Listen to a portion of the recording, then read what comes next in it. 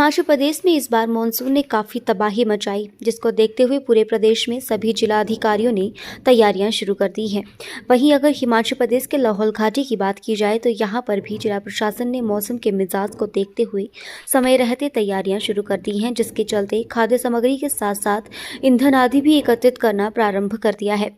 इस अवसर पर इक्वाली क्षेत्र कांग्रेस विधायक रवि ठाकुर ने कहा कि इस बार के बरसात के मौसम में भारी बारिश के चलते समूचे प्रदेश में काफ़ी नुकसान हुआ है, जिसके चलते लाहौल स्पीति भी इससे अछूता नहीं रहा।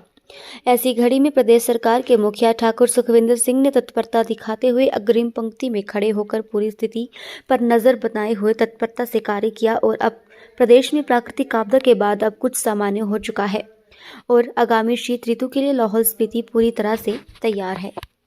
तक लाहौल स्पीति की बात है, उसको भी मैं ये कहना चाहूँगा कि हम जो ग्लेशियर्स हिमाचल में 24% है, तो 24% में से 21% हमारे लाहौल स्पीति में है। शिगरी ग्लेशियर हमारा एशिया का सेकंड लार्जेस्ट ग्लेशियर है। तो आप खुद समझ सकते हैं कि पानी का स्रोत लाहौल स्पीति पूरे हिमाचल का ही नहीं बल्कि हिंदुस्तान का उत्तर भारत का भी स्रोत है।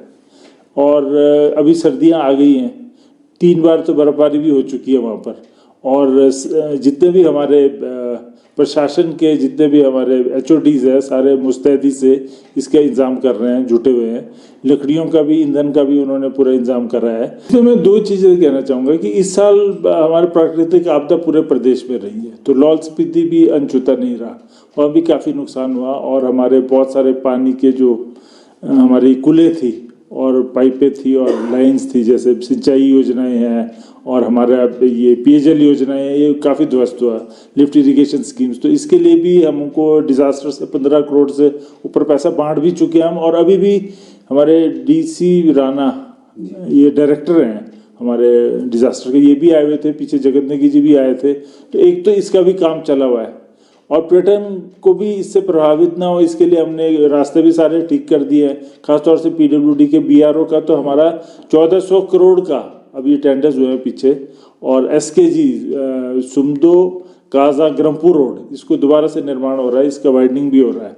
और इसी तरह से SKTT रोड, ये भी हमारा तांदी से लेके संसारी नाला से होते हुए जा रहा है पांगी की तरफ। तो इसमें भी 1800 करोड़ की लागत से BRO खर्च करेगा, तो इसके भी कागजात वगैरह शुरू हो गए हैं। तो पर्यटन को निश्चित रूप से इससे बहुत ज़्यादा फायदा पहुंचेगा, जो सड़कें ठीक हो जाएगी, इंफ्रास्ट्रक्चर बन जाएगा इससे।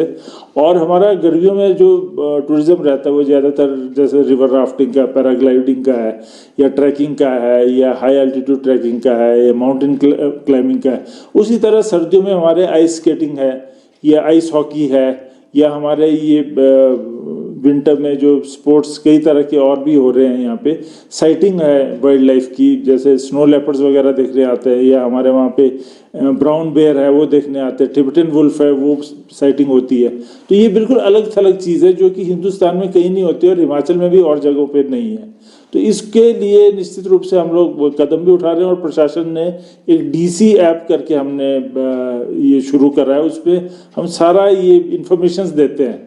और जगह जगह पे हमने टूरिज्म को विकसित करने के लिए जैसे बायोडाइवर्सिटी के 3-4 केंद्र बनाए हैं। अभी हाल ही में हमने एक नैनगार की तरफ, एक हमारा यहाँ पे उदयपुर की ओर एक ये है व्यू पॉइंट उदयपुर बोलकर है, और एक हमारा नेचर पार्क इधर बना है लौनी में, तिंदी की तरफ है। तो ऐसे से कई जगह विकसित किया हमने, लपचंग की तरफ है, बरबौग की तरफ, कारदंग की ओर है, और भी हम विकसित करने जा रहे हैं। और रोपवेज, गंडोला, और उसी को सर्दियों में हम आइस स्केटिंग लिफ्ट के तौर पे यूज़ करेंगे। तो इस तरह का एक मिला जुला सा, और हेलीपोर्ट्स 3 जगह चिन्हित किया है। माननीय मुख्यमंत्री जी से भी बात हुई है और ट्राइबल एडवाइजरी काउंसिल की मीटिंग में भी ये निर्णय हुआ है कि टूरिज्म को खास प्राथमिकता पे देखेंगे लाहौल स्पीति में। साहसिक पर्यटन और दूसरा धार्मिक पर्यटन का एक वो बनाएंगे, सर्किट बनाया जाएगा वहाँ पे। हमने लाहौल घाटी में पहले भी स्नो फेस्टिवल करवाया और उसमें हमने ये देखा कि जगह जगह पे जो हमारे पुराने प्राचीन सांस्कृतिक तरीके से वहाँ पे उठना बैठना, खाना पीना और जो नाच गाना और वहाँ के स्थानीय वेशभूषा में पहन के लोग करते थे नृत्य, वो कराया जाए। उससे बाहर का पर्यटन ज़्यादा आकर्षित होगा दिल्ली से, बॉम्बे से और नीचे समतल जगहों से जब लोग आते हैं, यहाँ के अलग थलग जो संस्कृति देखते हैं तो बहुत ज़्यादा प्रभावित होते हैं। और वहाँ का हमारा जो इलाका भी इतना सुंदर है, जैसे ऊंचे ऊंचे पहाड़ हैं और उसमें बर्फ़ जमी हुई है, हर जगह ग्लेशियर्स है बहुत बड़े बड़े, और इसी तरह से हमारे बहुत सुंदर सुंदर तालाब है क्रिस्टल क्लियर, जो कि बिल्कुल साफ पानी है, और झरने इस तरह से बहते आ रहे हैं।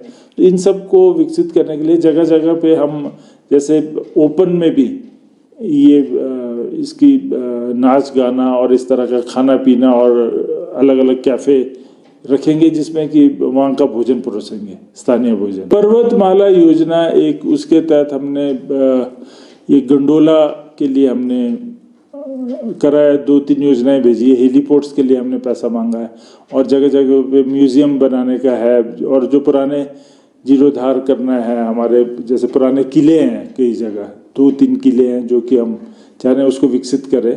तो इस तरह से हमारे जैसे कुछ एक मंदिर है, बौद्ध मठ है, उसको दोबारा से हम वो करना चाहते हैं। ये तो मेरे ख्याल 200 से 250 करोड़ के बीच में भेजा है, और ये पर्यटन विभाग की ओर से भेजा, हमने आर्ट एंड कल्चर की ओर से भेजा है।